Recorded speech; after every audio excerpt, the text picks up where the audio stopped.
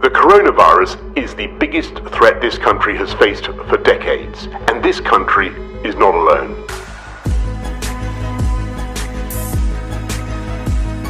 Let's do our due diligence, take the precautions we need to take care of ourselves.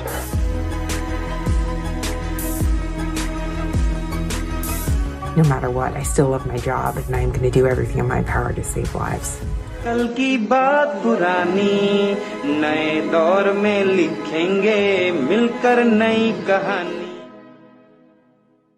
Dr. Sonia Dalal is an interventional pulmonologist, a critical care and a renowned sleep study consultant in Vadodara, Gujarat.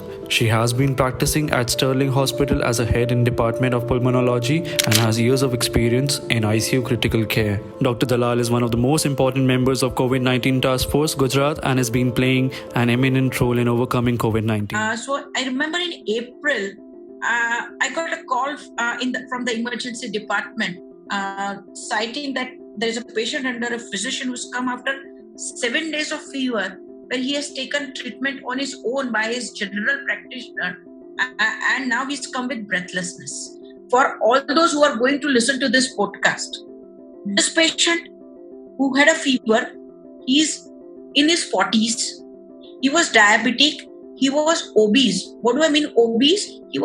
His body mass index was more than 30. So he was pretty heavyweight, and he had taken treatment by a general practitioner outside in spite of repeated, media coverage, repeated telling of that when you have a fever, consult a doctor immediately. It can be COVID. He wasted 7 days. So when he wasted 7 days, when he came to us in the emergency department, his oxygen saturation, that is the oxygen level that we measure, was around 75, and he said, "Madam, मुझे कुछ नहीं हो रहा है." Right? So we were wondering, at 75, any other patient would be so breathless. It's going to be so bad. So that is the concept of what we call as happy hypoxia. He was in happy hypoxia at that time, talking with everyone, but we could make it, because as a doctor we make it that this patient is breathing at a rate which is not normal. So he was breathing at a rate of around 30. Normally our respiratory rate is between 16 to 18. So he was breathing at a double of the rate. However, he was not feeling breathless. So we immediately admitted him and transferred him to the high dependency unit. We started him on oxygen, and then we started the normal routine COVID care, that presumptive COVID care that we always start. And that was my first encounter with this patient. I was also learning, because that everyone is having a learning curve. Today also we are learning about the COVID. Though we have a lot of papers coming out of COVID, but there is no sure shot treatment for the COVID till date. I admitted him, we started him in oxygen. 2 days he was pretty okay. Third day midnight, I suddenly got a call that 50 liters of oxygen. This guy is sort of panting, and his saturations are going in 70s again. So we might have to shift him to the ICU. But then they are so over precautious that there are a lot of inflammatory cascade which is thrown out of our body, that it starts harming us itself. So that was the time I decided that the patient now probably is going into a cytokine storm. We shifted him in the ICU. We kept him on a ventilator through a mask, right? So we didn't put a tube in, which was called a non-invasive mechanical ventilation. And that time we got all the blood reports done, and it was purely evident that this guy now is into the third stage, is in a critical COVID condition. By the time, of course, we got his COVID was positive. So there was no index of suspicion initially by the doctor who was treating him for the first 7 days. So that was the period which was actually missed. And then when he came to us, he was already in a very bad shape, in a serious pulmonary phase. Now he is into the critical phase. What we did was we gave him the antibiotics, we treated him with steroids, and then we treated him with the drug called tocilizumab, which is probably now causing a lot of attention for every doctor. It's like what they think is it's a magic bullet. it's like a jadoo ki jappi in that the movie called Munna Bhai MBBS. That with that you treat everything. Actually, it's not the correct concept. But however, we had no other option, so we gave him tocilizumab at that time. He showed some improvement, but gradually was deteriorating. So after 24 hours, we considered giving him tocilizumab again. Then he probably had a very sort of a stormy phase. It was like a roller coaster ride for us. 2 days he was absolutely fine. One day there was a huge dip, and again he was fine. There was a dip. One fine day, we saw that his EKG was showing the pulse of less than 50. It was probably myocardial or myocardial injury, what we call as myocarditis. We called the cardiologist. He came. He gave all the drugs. His tropa, some of the markers of heart were also increasing. We treated him with everything. We treated him with corticosteroids. We treated him with heparin. We treated him with oxygenation and ventilation. And the most important thing what we did was we did an awake proning. What do I mean by awake proning? When the patient is on a mask or a ventilator, usko ulta sula dene ka, pura, completely ulta, right? And when we did this, and that was the time that oxygen used to increase and improve. And he was there in the ICU for 10 to 12 days. We had to correct his electrolytes, we had to correct his renal functions, his liver functions and everything. Fortunately, there was, some silver line after 1 week that probably his oxygen requirement little went down. We had to put him off ventilator. We kept him on an oxygen. He could tolerate it. And then he started tolerating feeds, right? So most important thing is when the patient tells that, doctor, I'm hungry. That's the time probably there is, remission, the disease remission, right? So he started asking for food. He was tolerating oxygen mask. We started a rehabilitation program. We also had some psychologist who was counseling with him. And then we gave him some positive, vibrations and positive support. So at around 14 or 15 days, he started improving.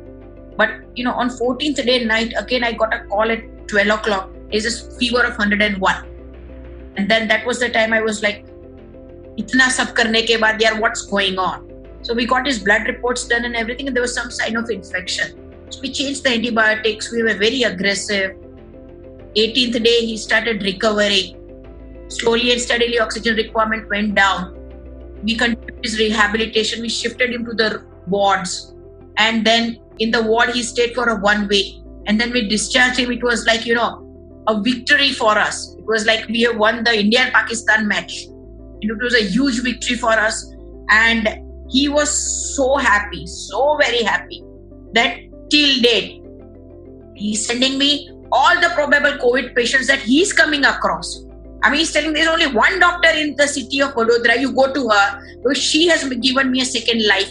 You have to go to her. And he's so supportive. He said, anytime you need my plasma, I'm ready to get my neutralizing antibodies done. I'm ready to get all the tests done. I'm ready to give my plasma to any patients who really need it in this time of crisis.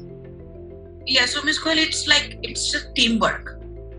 So, a physician, a pulmonologist, and, the intensivist. So our team is so very good. And we all were very positive that this is our challenging case. This is the first case and we have to bring him out. And this is not the age to die. He's just 45, right? No matter he has a lot of comorbid conditions, and yes, the patient was very supportive. And he was positive. So even when he was on an NIV, mask and ventilator going on and all, he was telling, Madam, I'm going to come out. Whatever you say, I will do it. So when I used to tell him, ulta so ja 15 ghante ke liye, he used to do it. So, positivity, when I am sick, if I talk to myself, self-talk, what we call, if I talk to myself and say, I'm going to make it, I'm going to come out of this, this is a challenge to me, I'm pretty sure people do come out. So honestly, if you want to use antivirals, it has to be used into mild to moderate cases. So there is the entry of the virus through the nasal phase or oral phase, and when they enter inside, they have multiplication. So what these antivirals are doing, they are probably cutting down the genomic multiplication in the earlier phase. So once there is involvement of the lung, the patient is in a cytokine storm, as I said, it is the inflammatory process of the body itself which is causing harm to the body. So it's nothing to do with antiviral at that time. So if you really want to use an antiviral, use it in the initial phases. However, having said that, I'm pretty not sure, right, whether these antivirals are really very effective. The reason being, all this have come into the treatment for the COVID on a compassionate basis, right? So everything has been fast-tracked. So we don't have a clear clinical data or a clinical trial which says that these antivirals are really going to work. So whatever data that we have from the English or from the Western world, they have been changing their primary endpoints with these antivirals. So only thing is that they decrease the viral load very fast. And then the other thing is they decrease the stay in the hospital. But what we normally want to see is whether these antivirals are really going to prevent a pulmonary phase or really going to prevent a cytokine storm phase, which is not really true. It doesn't do that. It completely depends on the innate immunity of the person, because this is the time that whatever is available, we have to use it. So whether it works in 20% of the patients, or it works in 30% of the patients, or it works in some patients. Even if it works in 2 patients, I'm preventing their critical care stage. There has been a lot of awareness through the social media and of course the Google Baba, right? There are a lot of awareness amongst the people. People have probably resorted to alternative medicine. People have also resorted to those kadas and all those stuff. People have become very aware of the thing. So and now they are going within 24 hours to their doctors. So that also might be one of the reasons. So I'm talking about both the sides. You have 2 sides of a coin. So if you look at the brighter side, there is an awareness among the people, and there are a lot of testing, and so that's the reason you are giving a diagnosis very early, and you are now also doing an asymptomatic. You're trying to do a cluster monitoring and picking up the asymptomatic cases as well. No, there is no question of herd immunity because the virus is mutating. At this, there has been a disaster in 2 countries where they waited that everyone would develop herd immunity. Number 1 is UK. We know it was completely disastrous over there. The other was Sweden. In Sweden also they waited for a herd immunity and it was a disaster and a catastrophe. There's no question of herd immunity. We have gone way beyond it, right? We would only develop some immunity if we have vaccine, right? So I don't think so. You will have to face corona. That is one thing, and have to be very agile in diagnosing early and getting yourself or any of the patients for that matter treated early. That's the only thing. Young kids are probably not getting much of a COVID, but now if you look at the US data, in US kids have now started developing a symptom which is like a Kawasaki syndrome, and they have a lot of lymph nodes and a very high grade fever, probably related to COVID.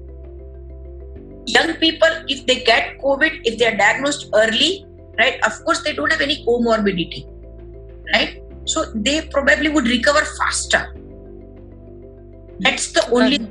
But getting a COVID infection in elderly, in young and elderly in 30s or 40s, they will not get it. It's not possible.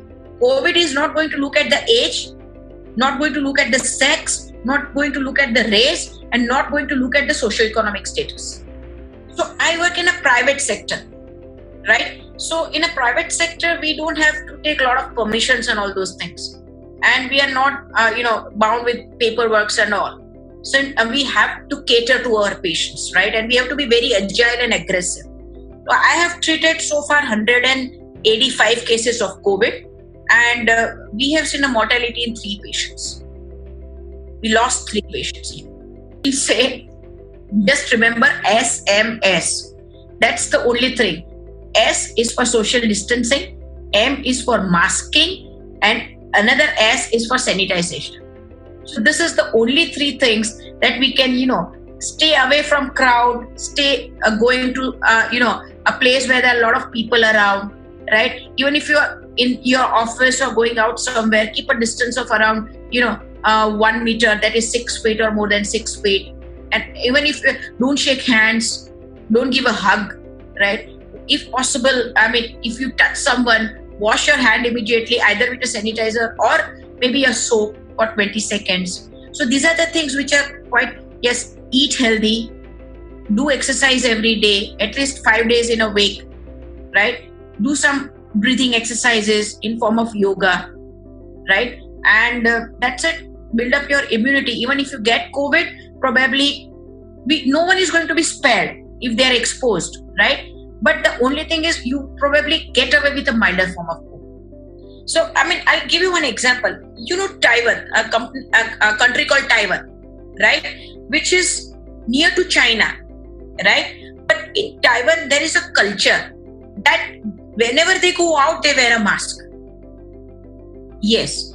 So, in spite of being near China, they could contain their cases so fast and they could, come to a plateau and slow down only because of certain nominal measures which they did. Because there is a culture that they wear a mask always, they're covered up, and that was the reason they didn't have much of a COVID infection. So, very important thing. Number one, don't panic, right? I think we are every day living under a threat, which is not enjoy your day every day, right? We have seen so many deaths because of road traffic accidents. We have seen so many deaths because of tuberculosis. Tuberculosis is still killing more people than COVID, right? We see a lot of deaths because of malignancies, which is even worse. They suffer a lot, right? But probably that has gone so slowly that people have learned to live with it. So the whole message is, please learn to live with it. Just remember one thing, SMS, enjoy as the day goes by. This is my last day. If you live under a threat, if you're stressed under the threat, probably that's the time you are going into that whirlpool. That's what I think. Dr. Sonia has been going in daily since past 5 months, risking her life so that her patients could have a fair chance of beating COVID-19. And with her experience and expertise, we can safely say that the virus doesn't even stand a chance. She's a real hero and we salute her for her services.